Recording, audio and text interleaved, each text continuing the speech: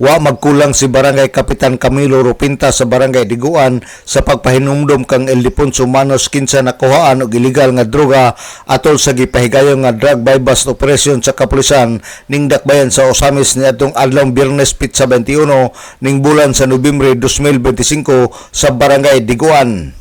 Si Manos usa ka drug surrendere o membro sa PWODs kon persons who use drugs sa nasangpit nga barangay. Sa unang nasayran ni Kapitan Rupinta, si Manos sa unang panahon usa ka drug user og sige niya pahinumduman nga dili na gayon mobalik sa maong bisyo o wa na pud siya makamonitor niini nakalabay nga panahon. Membro to sa ako ang PWODs si Ildefonso Manos. Mga sa status ato, iharap po to. Pero sige ko to remind, i-monitor ako siya.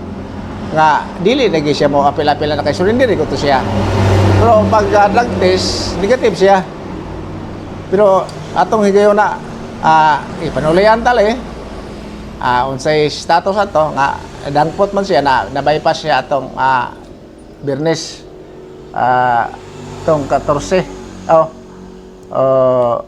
21. O na-bypass siya ito.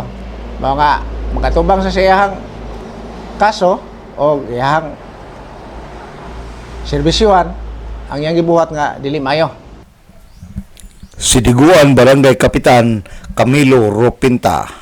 Nang hinaot si Rupinta nga unta human sa buy bust operation ni atong adlaw Biyernes nga misangko sa pagkasikop ni Manos nga wala na untay mosunod nga drug buy bust operation sa iyang barangay. Ang Barangay Diguan adunay 49 ka persons who use drugs og sa pagkakaron mikabat na lang kini sa 29 kay ang uban niini atuan na sa laing lugar na narbaho. Alang sa DXDD Radio Campana ang radyo sa simbahan, WD45 Dudong Bargamento, muduyog sa ika-75 nga jubileo sa pagka-Archdiocese sa Osamis, Danag sa Dakbayan.